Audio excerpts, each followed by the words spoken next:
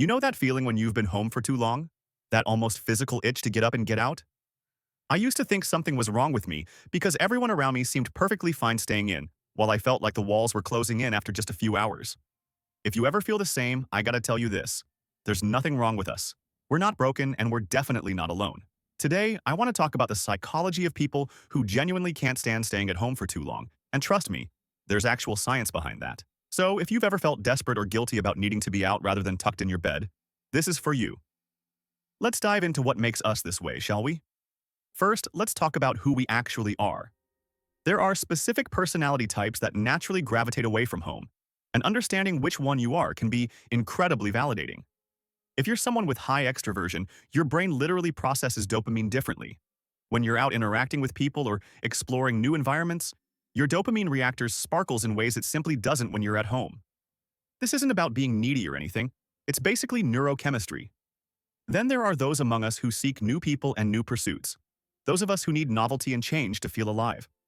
While some people find their optimal arousal level in the anticipated comfort of home, people like us find it in the unpredictability of the outside world. Our brains need higher levels of stimulation to reach that sweet spot of engagement. There's also the experience-oriented type people who define themselves by what they do, where they go, what they experience in brief, not by what they own or where they live. I've always been like this. What do I think of my apartment? It's essentially a place to take short breaks and breaths between adventures. The real world is out there, in coffee shops where I overhear appealing conversations, on hiking through a forest trail where my mind calms down, in museums where I lose track of time. And let's not forget the kinesthetic learners. Those of us who think better, feel better, and simply function better when our bodies are in motion. Sitting still at home feels like trying to drive a car in neutral. We're built for movement, and staying home for too long makes us feel like we're going against our own nature. Now, here's where it gets really interesting. It is psychologically proven that not staying home too much is good for your mental health. Our brains are designed to respond to different contexts and settings. When you're constantly in the same environment, your cognitive flexibility actually decreases. But when you move through different spaces throughout your day, a cafe for morning coffee, a park for a midday walk, a library for focused work, a friend's place just for fun, your brain remains sharp and flexible. Each environment activates different neural connections and keeps you mentally agile in ways that staying in one place like home simply cannot. Then there's the concept of external locus of experience. While people who love staying at home find their sense of self through internal reflection and mastery of their personal space, we find ours through external engagement. This isn't superficial. We build our identity through interaction, through experiencing ourselves in different contexts with different people. I know I understand myself better after a deep conversation with a close friend than introspective hours spent alone.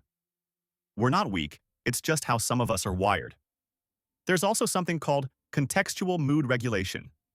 You know how sometimes you feel down, and no amount of lying on your couch will make it better, but a 10-minute walk outside changes everything?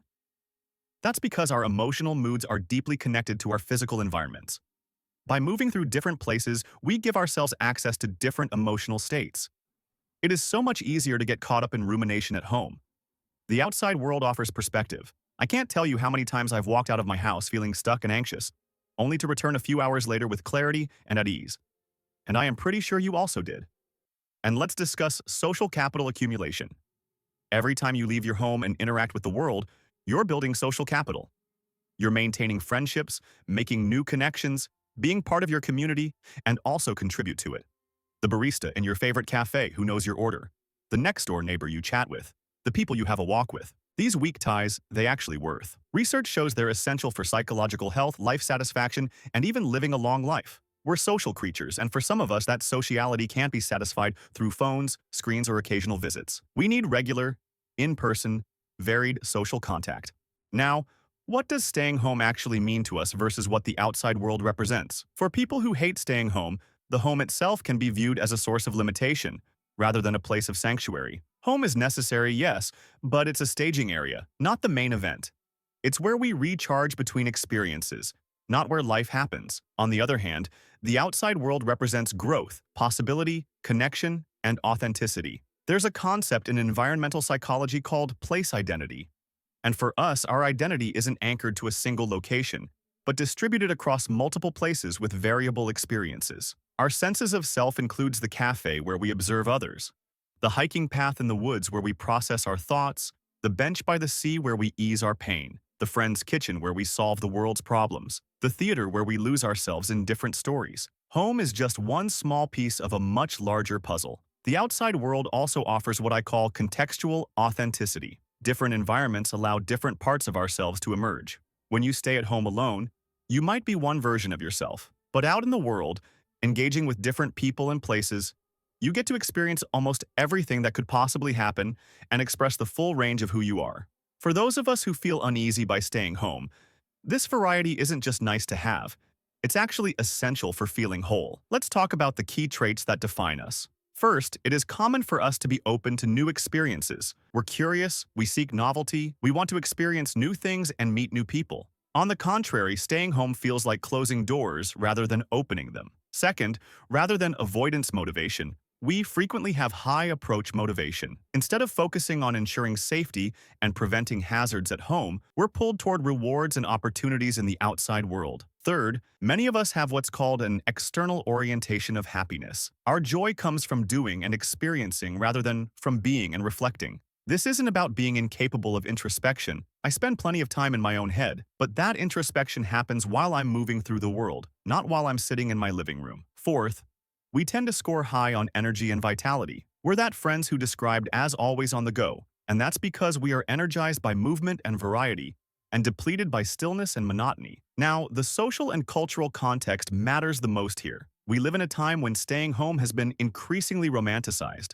All of the things people who love staying at home create, like Hygge movement, the cottagecore aesthetic, the whole introvert pride phenomenon has created a cultural narrative that home equals wellness and going out equals superficiality. However, that is a misunderstood binary comparison. For some of us, constantly staying in is what creates anxiety and depression. The pandemic really highlighted this. While some people thrived in lockdown, others of us felt like we were slowly suffocating. And the cultural messaging made us feel guilty about it, like we should be grateful for the forced rest, like our need for external stimulation was somehow immature. But different nervous systems have different needs, and that's okay. Of course, we need to talk about potential risks because everything has a shadow side. For those of us who hate staying home, the main risk is avoidance. Sometimes we're not running toward experience. We're running away from uncomfortable feelings, difficult relationships, or fundamental isolation. I've definitely used being busy and out as a way to avoid dealing with things I didn't want to. There's also the risk of what I call experience addiction, always needing the next thing, the next place, the next conversation with someone you don't know to feel okay. When you can't even spend a calm evening at home without feeling anxious or empty, that's worth looking into. Another risk is neglecting the practical aspects of life that require being home, maintaining your living place, cooking proper meals, spending quality time with family and friends, getting adequate rest. If your home is just a place you crash between outings, that can lead to chaos. And there's the risk of superficiality, lots of experiences and connections, but not enough depth. This is a real concern. It's possible to be constantly around people, but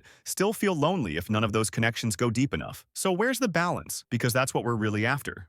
Right? The path of balance for people like us isn't about forcing ourselves to love staying home. It's about creating a relationship with home that works for both our wiring and our need for external stimulation using healthy, sustainable ways. Design your home as a launch pad, not a nest. Make it comfortable enough to rest, but don't pressure it to be your entire world. Build routines that include regular time outside in ways that matter to you. This might mean morning coffee at a cafe, 10-minute walks by the sea, weekly meetups with friends, regular visits to see a movie. Make it structural, not optional. Develop depth within your area of expertise. Yes, have lots of experiences and connections, but also invest in going deeper with some of them. Most of the memorable moments come from returning to the same place or person again and again. Practice what I call intentional homecoming. When you are at home, be present for it. Use that time for genuine rest, for the necessary life maintenance, the kind of in-depth creative or introspective work that truly calls for isolation. Know yourself well enough to recognize when you're running towards something versus running away from something. Both are okay sometimes, but it's worth being honest about